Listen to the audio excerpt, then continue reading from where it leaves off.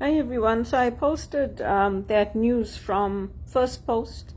I would encourage people to watch it just because India is rising up as, it's already a superpower, but it's rising up as the fastest growing economy in the world, which is good news for us, for Indians. And also towards the end of that news piece, if you're interested in cricket, you can watch it. I can't believe how many millions they give for the cricketers. It's like 42 million or something. But anyway, there's a lot of news there about sports. But at the end, there's a piece on food insecurity. I think the crisis also in Sudan and in all those places is because of war. Like they're saying that the West is gluttonous and the West has oversupply and food prices have come down, like the price of milk in the UK, and Germany had a surplus of potatoes. But it's a lot of it is conflict. And when groups like Hamas go in and they attack Israel, and then you have conflict, and now there's a crisis in Gaza, they need to look at the real causes, the real issues that are there of injustice. Because they can't blame the West for the conflicts in Africa. A lot of those conflicts in Africa, they're tribal. The 2 or 3 African tribes fighting each other. It's not foreign powers going in there and fighting with them. So in Canada, we are conflict-free. It's a conflict-free zone. And yet, people are food insecure. People are missing meals. People cannot pay their rent, like me. People have no jobs. So there's something wrong. There's something wrong. That's why I'm not supporting all this investment and all that going into the conflict zones. Because why are they not why are they not fighting for peace? Why are they not fixing their problems? Even in Congo, it's the same thing. President Trump goes in there, he has, okay, there's going to be peace, and then it flares up again.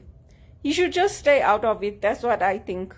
He should let Mnangagwa and them sort it out and help each other, because Mnangagwa was leading that for Africa. And then all of a sudden, President Trump got involved. So, they might think that there's a surplus of food here. They might think that it's all of the West that has a surplus of food and that food is affordable and all of that, but it's not the case. People are using food banks here. If they hadn't set up those food banks, people like me wouldn't have had food some months. Like me and my mother and her husband. We wouldn't have had food. We had food and we had something to eat because of the food banks. Because when I try to go, even when I called Our Lady of Lourdes and I tried to sign up for the food banks, they never got back to me. Other churches turned me away. They said, oh, you're working. So because you're working, you can't have the food banks. And my income is not that much. My income when I worked at Teleperformance was under 36,000 for the year.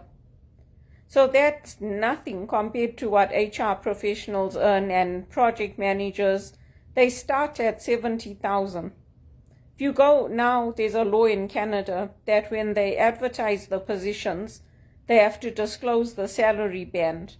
So they don't have to disclose exactly how much they're going to pay you, but they have to disclose the salary band and they have to prove that it's market related. So that's why I'm saying it's not all the countries in the West that are doing well. And even in parts of America, there's food insecurity. It might not be like the conflict zones, like Sudan, but then they need to look at why those wars started in the first place. Because they perpetuate it. They perpetuate keeping their people in poverty and poor and making them welfare states. So I think it's good to watch because, yeah, I agree loud shouldn't be thrown away. It should be given to the people that need it. But it's kind of a skewed reporting if they don't look at the root causes. of what's happening.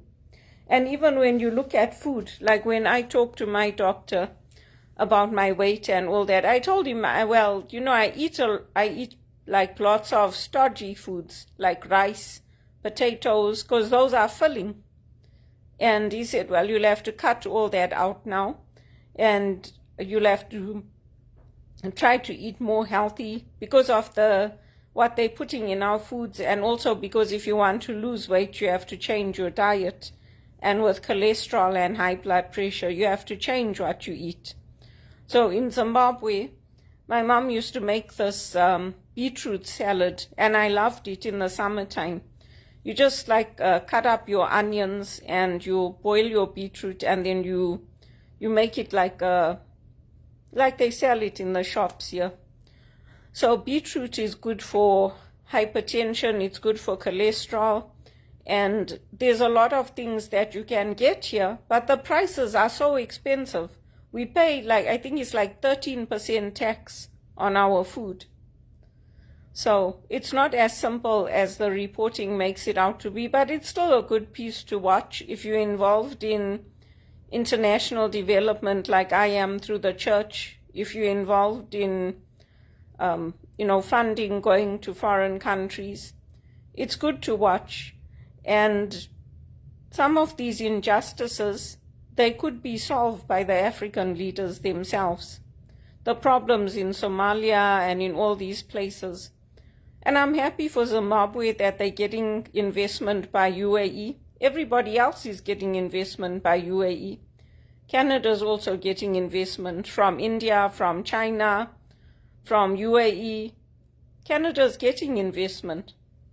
But it's kind of a catch-22. I was watching the news yesterday, and they were saying, similar to the plane that President Trump got, the cars that are coming in, the new cars, they could control them from China. Like that movie, Minority Report, where you're driving in your car and all of a sudden the car stops and you can't do anything. It's like that. So they're saying that the security systems and all that could be controlled by China, and people could hack into it, and basically your security is at risk if you're going to get cars and things from there. So we have to wait and see, but we'll see how it unfolds and how it develops. But for India, it's good, because India is going to be leading the world economy. It's not going to be America. There's no growth coming from America, from Canada. Canada's performing the worst out of all the G7 nations. We're going into poverty here. And a lot of the MPs, some of the MPs are pushing for the men to work and the women to stay at home. And I don't support that. That's like what some of the Muslim countries are doing. There was a big backlash because they wanted the women to stay at home. They said the women that go and work are prostitutes. There was a big backlash. It's in that piece that I posted. I watch that sometimes, that first post, to get a different perspective. And I don't support that. Women who work are not prostitutes. What about women that don't have husbands? What about women that are single? In the West countries and in most countries, women work. And some of these Muslim countries, they've had women leaders. They've had women running them. So how can they say that? It's not right. But anyway, there's a big push with some of these MPs here for the men to work and to be the breadwinners and the women to stay at home, and I don't like it. I don't like it. My dad and my grandfather never raised me that way. We were always encouraged to go out, to live our lives, to have fun, to work, to earn our own money. That's why I don't like it. I don't like what's happening here. It's not right. I didn't come here to just sit at home and not work and not have opportunities and not use my skills. And you post on social media, maybe if you're lucky, somebody might like your post and you might get, you have to post these days, you have to show proof. Even with HRPA, if you want to be a speaker, if if you want to be invited to events, they want links. They want to see your YouTube posts. They want to see your Facebook. They want to see what you're doing on social media. Otherwise, they don't call you. So yeah, you have to do it. And if you're lucky, you might get an invite and you might get to make it big. But I mean, most women want to go out and work, whether it's in retail or whether it's in non-profits or banking or healthcare. Most of us want to go out and work. We don't want to be sitting at home and doing nothing. So I'm glad people spoke out about that, with the Muslim countries, because women should be allowed to work. And some of the most amazing women that have had breakthroughs in medicine and all that, they're in the Muslim community. So I don't get it. I don't get why they are becoming so reactionary. It's not right. And even here in Canada, you look at the cost of things. Every time you go to the store, things are so expensive. The costs are going up and up and up, and there's no supports in place. There's no supports in place for rent. There's no supports in place for food. Even if you get that one time, yes, it helps, that one-time benefit. But I mean, what about people like me who have been sitting home for 2 years? It's really and truly, and it's not right to keep me here if I can be transferred to another country, to UK or Australia or somewhere. They should transfer me and let me work, because this is not good. Just sitting at home, taking up space, taking more and more courses. I mean, to me, it's not right what's happening to Canada. And then even what's happening in Gaza. So now Hamas created a big problem. So now all our countries have to provide aid and food and water and all of that. Who told them to go and bomb there and kidnap people and all that? And they're there. They're in Israel. They're living there, those Hamas people. They know that. So I don't know. To me, it's just strange. And it's even more strange how Russia is being invited to this peace board that they're creating, when they created such a big problem in Ukraine, an unprovoked attack. So I don't know. When I tell people, they say I'm delusional. I don't know what I'm talking about. So I don't know. I grew up in a world where an unprovoked attack is illegal. I grew up in a world where if Russia had done that, they would have been taken to the International Criminal Court, and Hamas, not Israel, Hamas would have been taken to the International Criminal Court for attacking and kidnapping innocent young children who are partying. So obviously, yeah, in their world and in their mind, I'm delusional. But I can tell you right now, if Pope Francis was alive, that would not be on. What's happening in this world is crazy. And it's even more crazy that someone like me is sitting at home for 2 years and I can't even get a job in retail, in banking, in healthcare, in education, nothing. Really and truly in this day and age? Yeah, right, give me a break.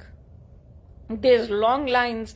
Even the young people, when they come out of university, they're also looking for jobs.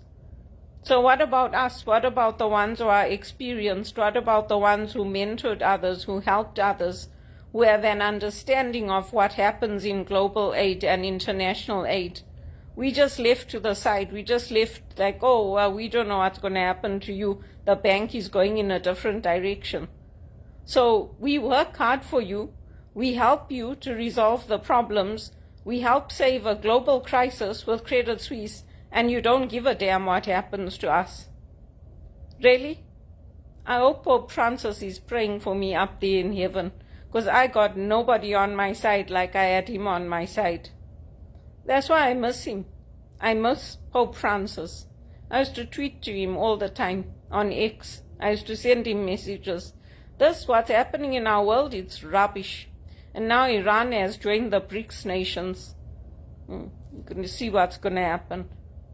Yeah, it's stupidity what is happening and what people are allowing to happen. Then if I use my voice and I say something, it's like, oh no, you are the problem. Yeah, right. That's why now Hamas got off scot-free, and there's big problems in Gaza, and there's big problems all over the world, and countries that do unprovoked attacks like Russia attacking Ukraine, they get away with murder. That's why.